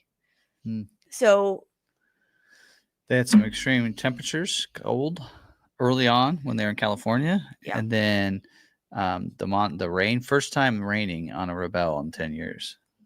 That's crazy. Anyway, all right, moving on to Raptor Rally, which we did not go to Raptor Rally. That several of them, I know that Melissa and Bailey, they both were there. They went from Rebelle, and within Rebelle ended that Saturday, Sunday, they were back at the Raptor Rally for the next weekend after that. So they just went right to, because it's in Arizona. It's in that area. Yep. They went right over to it. Hold on. Here we go. So they went to the Raptor Rally because they had Bronco Raptors and such. And of course, Brian and Melissa own a Bronco Raptor now. And so they went to the Raptor Rally. And it did say in here that they had over 400 Raptors. So whether it be an F-150 Raptor, Bronco Raptor, or Ranger Raptor owners that went there. Lake Havasu, Arizona was the location for that, where they did all kinds of they had some workshops that people could take. They mentioned in here driving schools, and they had trail drives as well. The ability to jump their own Raptors. I really want to know if anybody broke their Raptor. That's what I'm curious. They also said they can connect with 11 different Raptor clubs from across the country. So there are Raptor clubs, and so a lot of them were there represented, so they can meet up and connect with them when they go back. Plus, they had professional drivers, because they actually kind of pointed out and some things. So they had Von Gittin Jr. was there, Lauren Healy, Brad Lovell, Mitch Guthrie Jr., Bailey Campbell was there, who offered hot lap opportunities and meet and greets. So they were there. Even Ford Racing ambassador and fellow Raptor owner, Daniel Ricardo. Anyway. Joined as well. So they actually highlighted what's going on coming up real soon, because not that long from now is Baja 1000. Yes. And Brian and Melissa are going to that as well. I don't know if they're going to compete, but they're going to go down. They enjoy it. There is the F-150 Raptor that Ford is putting in to the Baja 1000. They said it's the first time that a third gen Raptor will be competing by Ford, that Ford's put in. Okay. Not necessarily any racers, but Ford is putting in. And so that will be one of the ones right there. I think it mentions in here that, it says unveils the F-150 Raptor that will compete in this year's Baja 1000, offering a glimpse into the future of our racing endeavors. This marks the first time a Baja 1000 truck will be based on a current Gen 3 F-150 Raptor with the 3.5-liter high output engine. This truck will utilize the new Ford Performance parts calibration now available to consumers. Not me, but that's fine. Anyway, so there you go. So that one's going to have that. And so they are going to have 4 production Raptors in. A Raptor R, an F-150 Raptor, a Bronco Raptor, and a Ranger Raptor. One of each kind will compete together, representing our largest racing effort at the Baja 1000 to date. And usually each one of those will have at least 2 drivers in each, or maybe even more. For this, but there you go. And these will be stock Raptors that you can get off the lot. What they're going to be doing is taking them to their, taking them to the limits. They're going to be taking these vehicles to the limits. And below it says, taking it to the limits so that to make a better vehicle for the consumer. Do you remember last year? We talked a little bit about it. Some people may not remember this. I still remember it. Last year, it was a very hidden secret. They didn't say anything because if it failed, they didn't want anybody to know. But last year, Ford put in a Bronco Outer Banks Sasquatch 2.3 liter automatic, raced Baja 1000 and finished. Right. Do you remember that? Yes. We talked about that. So it was a 2.3 liter. Yeah. First time that they put like one of the lower stock ones. vehicle. Yes. So 2.3, and it was and I looked, and they didn't say it was an Outer Banks. They said it was a Sasquatch, but I could look at it and go, that's an Outer Banks because I know how they look. But they didn't. They had to put safety seats in them. Yes. For safety, and they can remove the bumpers and the tires can be different and the wheels can be different, but for the most part the chassis, shocks, everything are a stock Sasquatch package vehicle that finished in Baja, and they ran it with the AC and everything. The AC was still bumping cold when it got to the finish line. Yes. So they went 1,000 miles to the Baja 1000 in a stock Bronco you can buy off of our lot if you like, and they competed in the Baja 1000. Right. I want to take mine out there. Let's go. I think I could be. I mean, that's what not Strop Hall. That's what Hall did. I can do it. He was just going for a trip. Come on, rough country. I got your suspension on it and your shocks. Let's do this. How confident are you on that new suspension? Let's go. So it says that it's road to race commitment, taking production vehicles available to consumers to Baja for brutal validation and to demonstrate our confidence in their inherent capability straight off the dealer lot. Yep. So they have trackers, computers, chips, and whatnot to track what these vehicles are doing. Yep. So that they can take it back to their labs and go, what's this doing? Which is what Rebelle wouldn't let them do. We found that about that later. Rebelle won't let you do that. Any computers or anything, no tracking. No technology. Everything needs to be disabled. Yeah. Anyway, but which we might see some of the teams pull out in Rebelle next year. Hopefully that doesn't happen. But this shows there's going to be a 3.5 liter performance calibration. We'll probably see this at SEMA, I'd assume, for the 24 and later F-150 Raptor that you can get on a 3.5. So a lot of people are wanting that 5.2 liter, the Raptor R. They will race a Raptor R, but they're going to show the capabilities of the 3.5 as well and how capable. It's going to be the 37. With a 37, because it'll have that new live valve shocks, the dual, and all that. So, but anyway, you have this here, this ProCal.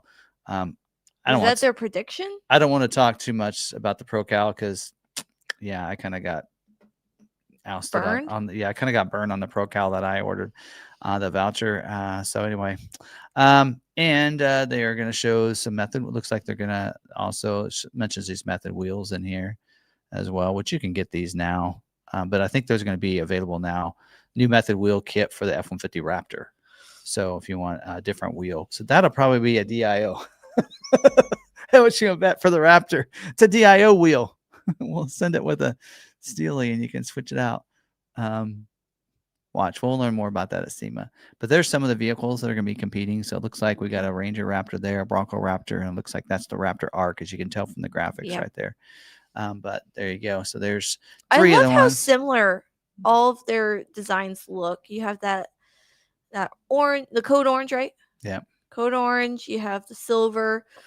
They definitely look like a team. And it mentions in here that Ranger Raptor and Bronco Raptor are now available in Avalanche. F-150 Raptor also available in Avalanche and Ruby Red. Are returning colors options, but you already knew that if you follow us. So there you go. And they mentioned Ford Racing instead of Ford Performance. But there you go. Looks like a lot of fun. Of course, I didn't go. Brian and Melissa were there. I know. Looks like Bailey was there and some of them. And so they took a lot of people to do ride-alongs. And they had workshops going and a bunch of other stuff. And last year is when they revealed that Marsh Gray color. I don't know if you remember that for the Bronco. And I didn't see much of that this year. Looks like this was the only thing. Look, this year the big thing was the ProCal available, $850 for that. So yeah. By the way, and here's the funny thing. If you look over here, which if you're gonna get a ProCal, get it through Ford Performance website. Do not get it through Ford.com's accessory website. Just telling you. And look at the fine print. What's they say? This here, the ProCal is. I think it said $850 for that. So you usually can't get a Pro-Cal for any less than that. Just so you know, through Ford Accessories website, they do sell a voucher separate from the tool. A lot of these will come with the tool and the voucher together, because the tool can only be used on one VIN number, and a voucher is dedicated to that one VIN number as well. Don't even know why they sell these, but they sell a voucher separate from a tool. I have no idea why, because you need a dedicated tool and dedicated voucher. They should never sell them separate, but I did end up purchasing one on accident, and then they would not refund it at all. So, but I wasn't really happy about that. So they wouldn't refund, or they wouldn't even do me a deal on the tool to go with it. And then after about a month, when I finally opened it up, I said, well, I can't return it. I just will open it up and look at it. And then they sent me the wrong one. I got a 2.3 and they sent me the 2.7, and then they won't even exchange it. So it's VIN specific, right? Yes. Okay, now they say that they sell them separate, so that way not the tool, the voucher is not dedicated to the VIN until you put it into the tool. So that is not dedicated to my VIN number. Right. But the tool is VIN specific. Once you use it on that VIN, you can't use it on another VIN. Okay, so why would they sell them separately? Because they said, or one of the reasonings I've heard in this process is, well, what if you buy a new vehicle? Then you're going to want to do. So why are you selling the voucher separately when you would need a new tool to put it on your new vehicle? At one point in time, because I remember this when we went to the Shelby plant, or not Shelby, the Roush plant, was a dealership could have one tool and all they needed was vouchers, and they could program speedometer recalibration and performance tools. But when they used to be able to do it at that point in time without a new tool. But when they changed it over to VIN specific, they should have taken that off the website. Yes. Can I call them for you? Oh, trust me, honey. I've been on the phone many times with them. I know. And they won't do it, because the people you can talk to are just people that are yes ma'ams, and that is it. Yes, sir. I will contact them. Somebody will reach out to you. And the last time, nobody reached out. The last couple of times, the only thing they reached out to me was an email that you can't reply to because it doesn't allow you to, that says, sorry, no refund. This is a non-refundable item, and they will not refund that back to you. So I'm out $400 basically, because I bought the voucher, and now the voucher won't even work on my 2.3. It's for a 2.7. So if anybody out there has a Pro-Cal tool and they don't have the voucher and they want to buy just a tool, I got a 2.7 voucher number for you that you can use. Anyway, yep. Yeah. It's just sitting over there on my desk. It's just kind of I'll frame it at some point when I'm not mad anymore. It's got to be a while. I feel like I went to Las Vegas and I put $400 down on black and I lost. That's what I feel like at this point. Exactly. Oh gosh. Anyway, but yeah. So when I hear Pro-Cal and I'm like, hopefully, I think we'll find out who actually provides the Pro-Cal to Ford Performance, and I'll work through them, and I'll get one at some point in time. But right now, I won't. At this point, every time I see a deal, like right now, like think there's a discount right now, like a 20% off through Ford Accessories, I got the email, delete. I don't that right? Yeah. Yeah, that's the voucher, $400. Don't buy it. See, it shouldn't even be on the website. Voucher only. Don't get it. Yeah, I don't know. I'm stupid. I should have saw the fine print, and it says voucher only there, and I didn't see it. So partially my fault. Why? So that's why I'm like, why would you have that available? Mm-hmm. Oh, well. Existing Pro-Cal tools married to other vehicles will not work. So why do you? Well, and if you read the disclaimer for the Pro-Cal tool, right? So if I said, okay, well, then let me get a Pro-Cal tool, you can buy just a tool without the voucher.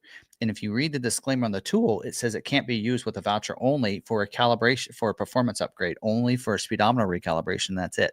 So it's saying the Pro-Cal tool can't be used unless it's with the code as a kit for the performance upgrade. So I feel like they have this on here specifically to mess with people. I mean, like I said, I think at one point you could get just the vouchers and work with the tools. This part's not returnable, and it has all these things in it. But if you do your research and look through everything else, then you know that this is basically a null and void product, they shouldn't even have it on here. Yeah.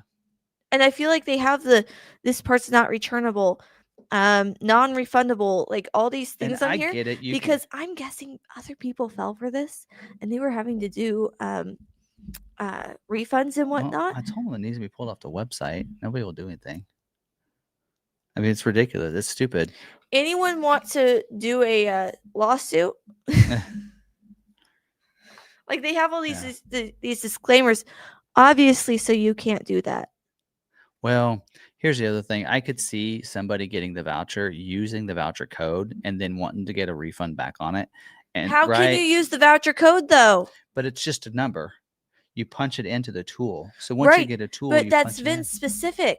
And if you no, the tool is not none of it's VIN specific until you go into the software that you put it in. So you got to use the tool to plug into your Bronco. Right. Okay. And then the voucher code is what you put into the software program once you connect that tool in to your vehicle. At that point, the tool is married to that VIN number, but not until then. Right. But still, you would have had to have a voucher with that tool, or you're buying a tool that cannot use this voucher. I don't know. So how would you have used that voucher at all? Because any tool out there is already married to a vehicle, or any tool out there, would be married to a vehicle already, unless it already comes with the voucher, or it's one of the tools that cannot be used with the ProCal code.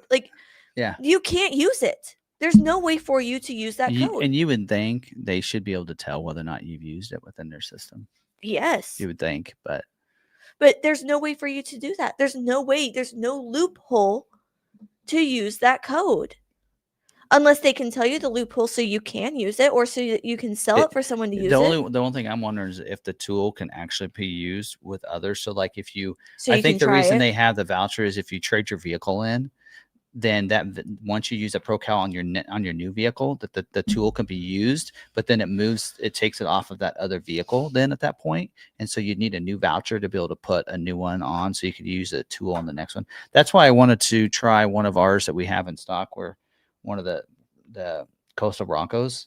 I was hoping to use that tool and try it out, but I don't know. Okay. Yeah. I've talked to people that have done ProCals and everything, and they're saying no. It won't work otherwise. So anyway, Jack's got of course, Jack may not be on here tonight, but he's got a ProCal on his Bronco. So maybe he's got a 2.7 out there. All you got to do is buy a ProCal tool and I'll give you the voucher. Mm-hmm. I can't use it. Unless I get a 2.7 down the road. Yeah. Oh, well. I heard that actually somebody provides these to Ford Performance. There's a company out there that does the ProCal tools, and they basically Ford Performance partners with them. And so I heard that they might be coming out soon. And so I'm hopefully so. And if so, then I'll just get it through them. At this point in time, I don't want it. So anyway. I heard it shifts so much better though with it, so that's why I want it. I want to see how it does. Yeah. But anyway, we'll see. All right, that's all we have. But that's that. But yeah, so Raptor Rally, Raptor Rally, Rebelle Rally in the books, and Baja 1000 is coming up. I don't even know when that is. I thought that was in January. Is that not in January? Maybe it's not. I should look it up. Anyway, but yeah, and we're wrapping up. I mean, once we get done after this weekend, we'll be through all of the 2026 order guides, other than we didn't do transit, but we'll have done all of them. So, November 10th through 16th. Oh, so it is coming up. With the race starting on November 14th. So it starts during SEMA. Yes. Well, 10th through the 16th, but the race doesn't start until the 14th. Oh, okay. All right. Okay, race start November 14th. Ensenada, Baja California. Okay. Mexico. There you go. Yep. That'd be fun to go. They've already ran the San Felipe 250, Baja 500, and Baja 400. There you go. All right. So it's coming up November. It's every 2 months. It's April, June, September, November. I felt like it wasn't that long ago since there was a race like this. I didn't think it was. Well, and they went for the Baja 500. Oh, I thought it was a Baja 1000. I'm pretty sure they went for the Baja 500 in June. No, I don't think so, because I remember it was at. Then what did they go to? I think last year we talked to him at SEMA. No, you're talking about Brian and Melissa? Yeah. When we talked to him, it was at SEMA last year. Yeah. But the SEMA was a week earlier, remember? But they just went to a race not that long ago. Yeah, they might have went to that one, but I don't know. Anyway, that's fine. All right. Well, that's what we have for this week. We won't have a live stream next week. And we'll see. We'll see if we have. Probably won't have a Maverick Monday. I'll be traveling most of Monday. Monday morning, leaving here about 9:30 or so, getting to the airport and flying in. I'll arrive around 2:00, Las Vegas time. And so, yeah. So yeah. And then I'll go up, get my pass and everything, and then probably get the video ready for Tuesday, so I don't have to deal with that during Tuesday and go that. It was the Nora. They were at Nora. But I think the Baja 1000 is Nora. It's done by Nora. Nora stands for like some off-road. It's the National Off-Road Racing Association. It's April 29th. Oh, anyway. Okay. All right. Well, that's that. Any questions I need to answer or address before we get out of here? SEMA. Yep. SEMA is next week. Yep. So I wasn't going to go this year, but there's some others going, so they're going to take care of my lodging. So all I had to do is get my flight booked and everything. So anyway, there you go. That's what we have for this week. So live stream this Friday. Yes, we'll have a live stream for members this Friday. So definitely. And next Friday as well. So we won't have a live stream on Tuesday of next week. And we probably won't have I'll have a lot walk for you guys, but it'll be from SEMA. So yeah, I'll record it on Wednesday for you guys. I'll have it go live Thursday for you. So it's before 9:00. Yep. All right. Well, they're not asking questions anymore. I know. They're all just too smart. We only have 17 people. They're all just very smart anymore. So, all right. Anyway. All right. Well, that's that. Hope you guys had a good night and have a happy Halloween. Yeah. I've been eating my the Halloween candy like for the last month. We got 2 bags of Halloween candy. Nobody comes to our house. We live on nobody comes down our neighborhood. To my house either. And so I've been eating those. Yeah. Although my area is not the nicest.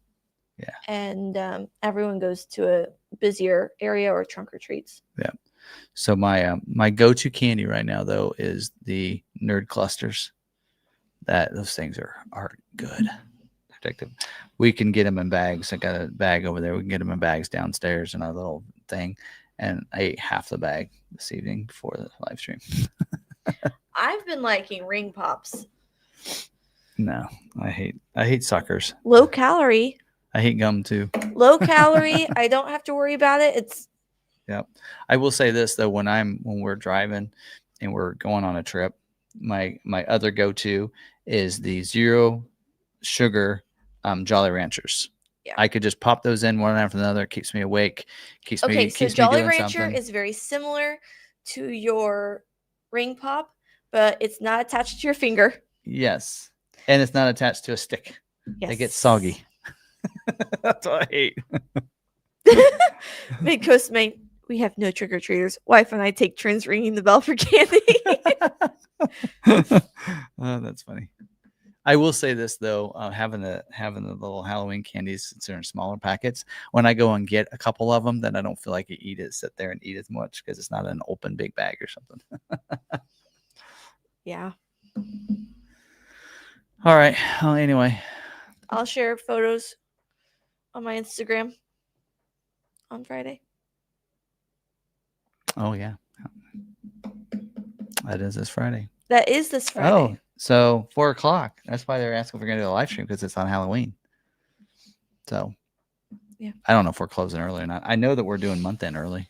So we're closing our month early for the dealership. So that's nice. So instead of doing our month end on the 1st of the month, which is a Saturday, because normally whenever a Saturday lies on a 1st, we always call it like October 32nd, and we include it.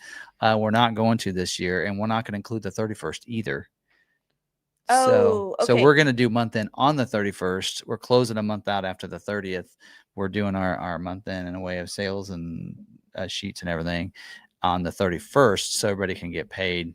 But then that way, the 31st and 1st will be slid. The 31st will be slid into November's sales volume. So, like for us, like all the other dealerships will report, like Ford will say, report your month in on the usually the 1st when they have to report everything. Yeah. We'll be done. Because usually it's the night of the 31st. They're going to ask people to report their stuff. They'll every like 2 hours or every hour, Ford will send over to the GMs and everything. They'll send, here's how we're doing. Here's who's ranking where. So Mel Hamilton, all of them will be putting in stuff, and we're going to be done on the 30th. We will be here Friday, Ridgeview. So yep, we'll be here. But yep, and then we'll head out so your kiddos can get to the trick or treating, right? Yeah.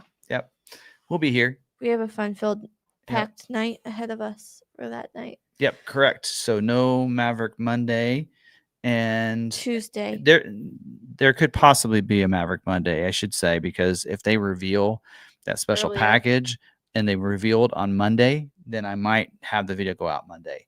But more than likely, I feel like they might even show it off this Thursday or Friday. If that's the case, I'll have a special Maverick video that I won't do on Monday, right? So anyway, but otherwise, probably not a Maverick Monday or a live stream on Tuesday. So I just figured, I used to even last year when we did it, I didn't want to miss a Tuesday, right? And so we did a pre-recorded.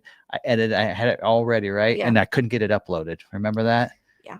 I had my computer app while we're on the bus trying to get to our hotel, and I'm uploading it, and it's not uploading, and it's 5:00, and I was just stressing.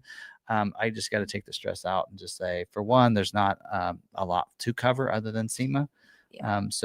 That's what we did. We can do it the week after. We recorded while at SEMA. Yeah. And you put it together, and then we were trying to leave. Yes. Yeah. So, but I do want to get as much. I think a lot of people are doing now is they do some content during SEMA, but like even like Dave and Kelly. They were recording a lot, and then they just had them go. And when they got back, they just worked on it in the next week, and so they did it all. And that's what I want to do is I just want to record content. Record. There probably what you'll see from me on Tuesday is you will see the Ford Performance booth walkthrough. So I'll probably have that video go live Tuesday, but other than that, I'll just be recording video, and then I'll record stuff for the lot walk for members as well. And so I'll have that video, and then I'll use all the little clips. I'll be able to take that long video that I do from that and use that as smaller clips for other videos for what's out there, right? And kind of showcase that, because then I can take just clips from the video as pictures on all the Broncos or something like that. But I want to try to hit all the buildings, and I only have 2 days. I actually was thinking of staying one more day and coming back Friday. You haven't hit all the buildings before. No. But I did look. I've been looking at it, and to be honest, there's like one building that I have no point in going to. There's like nothing that would be of any content relevance or anything. I know you want to check out tires. Yep, I'll go to the tires. But so I've looked, and I think there's the West Hall, which is a big one. We'll hit that one. I'll hit that one big, and then the one next to it, is it the North? Anyway, I think that one. There's like I looked, and it's all. There's not anything I think that I need to go to, because a lot of this is for dealers to go to. So sometimes it happens to be something that maybe a service department use or detail and stuff that don't really relate to what we're doing. But then it's also parts and performance. So I do want to hit, and I haven't looked on the map yet to look at the North, the one that has 2 levels. I haven't looked at that one yet. So that's probably where I need to go as well. So I'll try to make sure like that Tuesday will probably be that West Hall and just getting everything out of the West Hall, and then Wednesday be that other one that I need to go to, and then that'll be it. And then I'll coming back on Thursday. But I almost want to stay one more day and come back Friday, but I've already got my hotel and everything planned, so I don't think I can change that. So, I mean, I guess I can look and see if there's a way I can extend my hotel one night and come back Friday. But if I did, that would be getting back. I'd still probably be able to be here for a live stream probably, but if not, members, come join me. Right. I'll still host it. Now we know that works. I mean, because you'll be here, that we can always rely on the members to come in and help join. We can right. hang out. So, all right, guys. Yeah. Make Tim wonder why he lets me do that. That's that. But yeah, Jeff can join you. Yeah. He could join you. He could talk mach-e. Yes. He went over the changes and he was just like, what? Because he was looking at 26 thinking. He and I were talking about it. Because his lease would come up to where he could get a late 26 possibly.